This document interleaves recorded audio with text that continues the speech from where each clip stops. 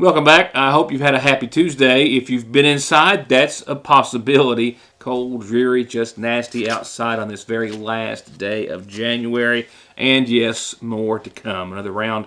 In fact, a winter weather advisory in effect for the overnight again tonight, and another shot before the week's end. An updated forecast that you'll need to be made aware of if you have to get out and go anywhere tomorrow, as most everyone does, in just a few moments. In just a few moments, I'll be making my way to the MAGOFFIN County High School. I can tell you that, of course, a lot of cancellations. I know that Johnson Central and the Floyd Central girls basketball game that was set for tonight was canceled. It's been reset for, I think, next Wednesday.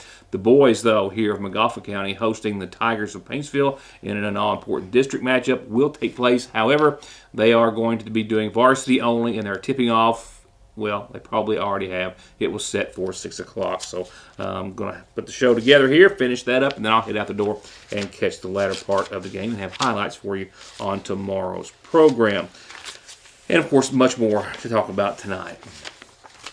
Closure is all I can say, and that's essentially all it can be considered, I guess, for a Breathitt County family and the community as well, as they have spent countless days and hours and weeks and months searching for what they had hoped would be at least the remains of the last missing person related to the July floods. Of course, there have been 2 people that had gone missing unaccounted for a number of weeks and months after the July flooding. And then Nancy Cundiff, one of those 2, was found in October along the banks of the Troublesome Creek area. And as of late, they have just simply not found any sign of Vanessa Baker. And as of late, she was declared legally dead through the courts by her husband on yesterday. Something that typically, under any other type of a circumstance, may take up to 7 years to happen in federal court. However, a state law dictates that anyone involved in some sort of a disastrous natural disaster or other event such as the flooding back in July can be declared dead by the courts, which has taken place here after her husband of 40 years went through the process and declared her officially dead yesterday after, again, months and months since July of searching for any sign of 60-year-old Vanessa Baker. With this declaration, there is now no one else considered missing in regards to the flooding, and we stand at 44 lives lost as a result of the natural disaster.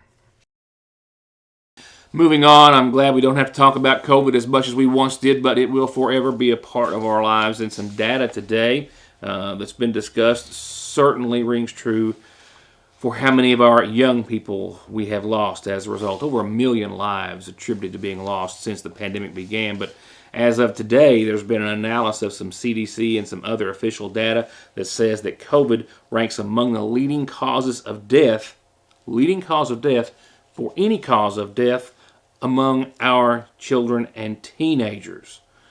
I thought that was just astonishing because, of course, as we knew, that the younger generation, younger people, weren't as affected from COVID as were the older initially, until it started to, of course, turn around and take a different direction. But nevertheless, research out this week says that after analyzing data from the CDC and others, they took into account only deaths. And this is also what was interesting.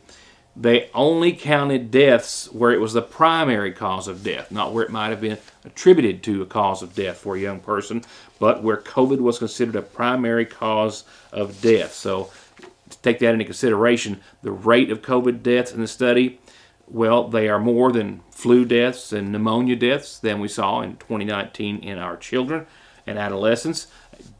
The number of COVID deaths was just a bit short of the number of heart disease deaths in our young people.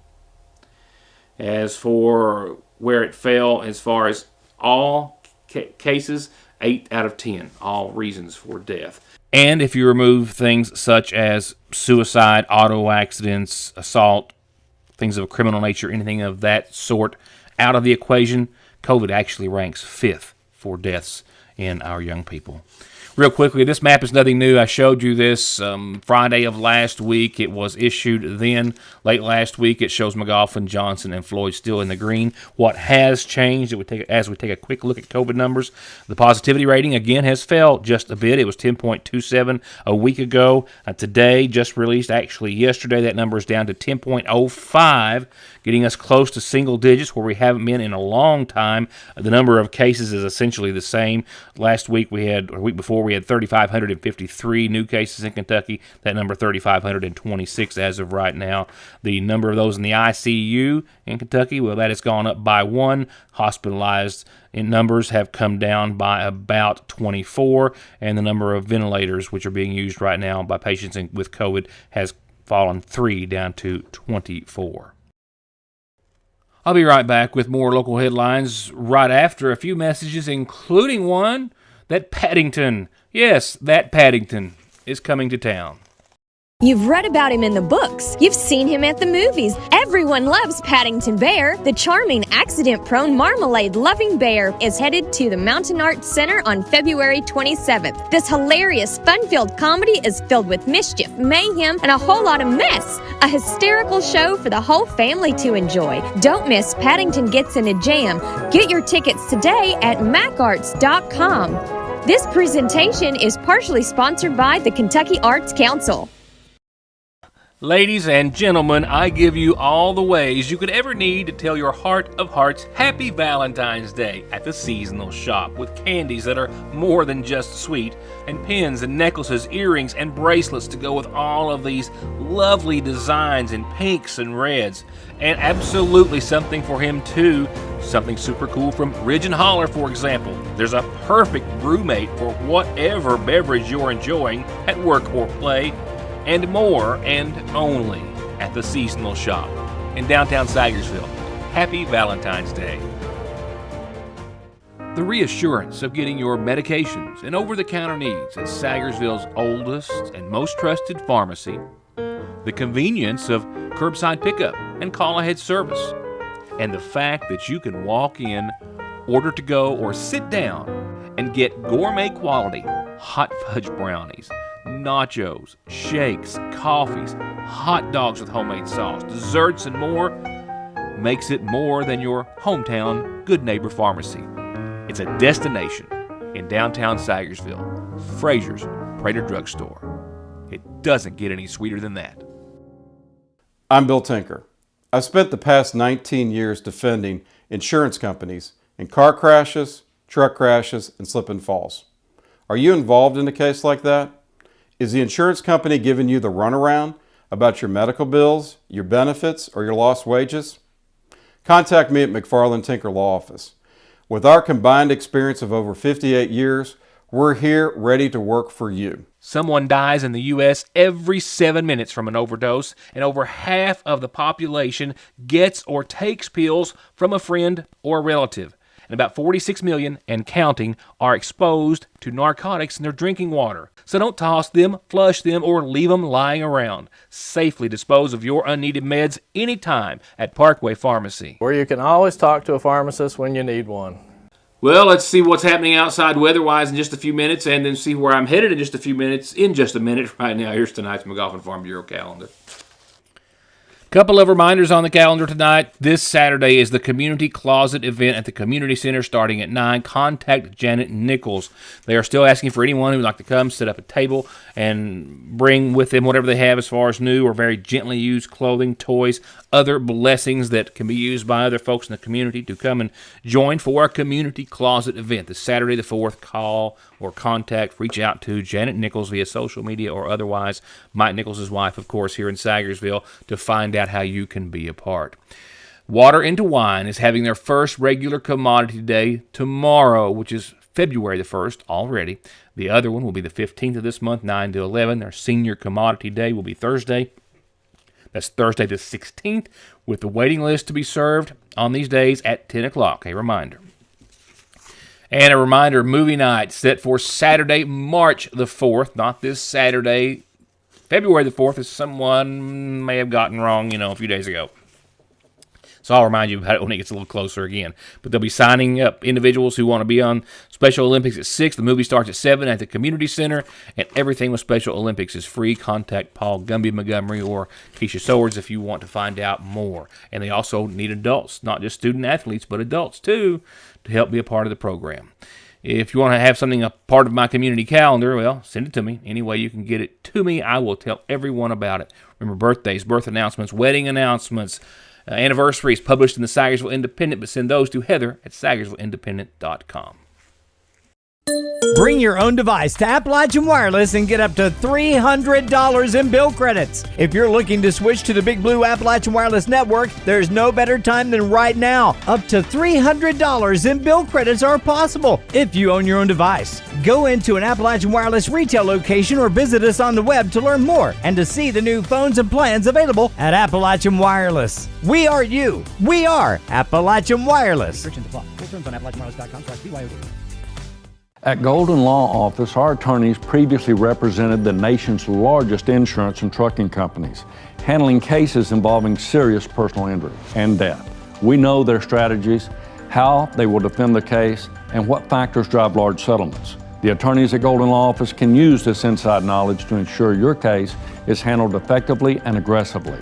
Hiring Golden Law Office provides you with a strategic advantage. Call Golden Law Office today. Ratliff & Ratliff Family Dentistry, locally and family-owned since 1969, is now proudly providing treatment for headaches, jaw and muscle pain. They offer trigger point therapy along with Botox to effectively treat and reduce symptoms of TMJ pain. And Dr. Beth Ann, member of the American Academy of Facial Aesthetics, also offers Botox therapy and dermal fillers for all of your cosmetic needs. Call 349-2812 to schedule an appointment and allow their highly trained and friendly staff to take care of all your dental and cosmetic needs. Don't let Mother Nature be the one to remind you about your tires. Stop by Conley Tire and let them make sure that you're safe in getting from A to B. Tires, wheels, oil changes, brake repair, and maintenance. And be sure to click on ConleyTire.net for all the latest offers with 6 months no interest payments at Conley Tire or ConleyTire.net. There where every day starts, it's made and it ends. From hitting the floor to hitting the road and back, your feet carry the day's duties. And if you're hurting from what might be a work or sports or stress-related fracture you don't even know about, diabetic, or that all too often heel pain that just won't go away, or any type of pain or discomfort or in need of wound care, come to where they care. Put your best foot forward and come visit our podiatry team. We care about our patients and their feet. That's Dr. Cheney and her team at Hope Family Podiatry Center next to Hope Family Pediatrics on the Mountain Parkway. Banking from home or on the go has never been easier and will forever be an important and necessary part of life. And Sagersville National has been and will always be at the forefront of meeting and exceeding your financial needs and giving you the safest and most worry-free online and mobile banking so you can worry about the important things, like what's for dinner. They're there when you need them at the main and branch locations of the Sagersville National Bank. The boys are in action here tonight at home. They already are. If you're catching the early show, they were set to tip off at 6 o'clock against the visiting Paintsville Tigers. MAGOFFIN County doing it with one player out, one returning. Yes, Grayson Whitaker is making a return tonight. That was the plan per Coach Castle just earlier this afternoon. Of course, Whitaker's been out after being involved in a pretty serious auto accident here in Sagersville just a few weeks ago. No broken bones, but a lot of other injuries, but he's making a return. Zane Whitaker, however, is still out. He had a high ankle sprain early into the Martin County game, which was one of the biggest district matchups that the Hornets are going to face this season. And so he's out still, and that means that they're taking on Paintsville tonight with a little bit less than all 8 cylinders, or 5 starting firing. Nevertheless, the boys coming off their win over Belfry 62-59, and they will be taking on Paintsville, who they beat 61-49 back in the third game of the season in early December, mid-December. Paintsville has only won 2 of their last 7, but it's Paintsville, and they're at MAGOFFIN County, and that means anything is possible, and that means that's why I got to get the camera there and wrap this show up before I miss anything exciting. Tigers coming off of a win, however, 71-53 over Lewis County. Right now, the boys in blue at 9-11 on the season. McGoffin County's 2-1 in the district right now going into tonight's game. Paintsville still looking for their first win at 0-4. I'll show you how it turns out tomorrow. Going on to the weather, let me give you a little food for thought, or a little comparison, just for comparison's sake. On this day in our weather history, National Weather Service reminds us that in 2002, just a little more than 20 years ago, even though it doesn't feel that long, temperatures were over 70 degrees for most all of us, and that was a 4-day run. The 78 degrees reached at the National Weather Service office on this day established a new high, which still stands, and we weren't quite that warm today. And even though we might have seen, we might have seen temperatures which did hit into the 30s, it felt just dismal out there as far as that, because it was just damp and cold and moist, and there's what's on our way. Not all of that is hitting the ground, but you see we do have some wintry precipitation headed this direction, and with that a winter weather advisory in effect from almost now, essentially 7 tonight to 10 o'clock in the morning. Freezing rain, sleet, snow expected tonight, the bulk of which we will see still a few hours off. As far as snowfall accumulation, up to an inch is possible. Ice accumulation, a glaze to 1/10 of an inch, and just a glaze can, of course, cause travel conditions to become very hazardous very, very quickly. So another night where we'll be under the gun, the bulk of which we'll see midnight-ish and thereafter, I think, for the viewing area. That means you will have to closely watch conditions in the morning when you get up and get moving. I suspect another day of no classes, at least on campus for a lot of schools tomorrow. We'll wait and see what transpires, but 25 degrees tonight, followed by that precipitation that will linger around tomorrow morning in the form of some flurries. Then we'll see partly sunny, and we'll hit 37 degrees for your Wednesday. And as I said earlier, there's another round coming. Yeah, a break in the action tomorrow with some sunshine and above freezing. But Thursday, even though we'll hit 41, we will have a chance of rain and freezing rain early Thursday morning, as we'll still be in the 20s and low 30s for a little bit. Then a chance of rain during the day, and then some more precipitation throughout the remainder of the evening. Thursday night, I hope that the precipitation will be gone. We'll get back down to 24. Right now, it looks as though the juice will be out and not enough gas in the tank to give us anything Thursday night to worry about, but definitely into your Thursday morning. We'll have to wait and see the timing of that. I'll know more tomorrow night before it gets here. Friday, 30, mostly sunny and mostly clear and calm. No precipitation at all. 17 for nighttime lows for Friday night. Be a cold morning on your Saturday, but Saturday will be a dry day in the neighborhood, mostly sunny, 44 degrees.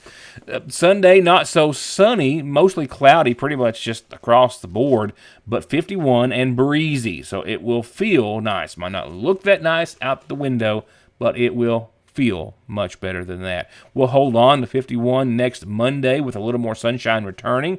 And then Tuesday of next week, look at that. That is very close to 60 with some sunshine and some returning chances of some showers to the tune of 30%. But focus on the almost 60-degree temperature for next Tuesday and hold on to that. And that might get us through the next couple of days and through tonight. By all means, that winter weather advisory tonight is there for a very good reason. So please be safe in the morning and make sure you check all roads that you have to be traveling on before you do so. So with that said, I'm off to the McGoffin County High School Gymnasium. I'll have highlights from tonight's district matchup for you on tomorrow's program and who knows what else. Hope to see you here when we figure that out together. Good night and thank you for watching.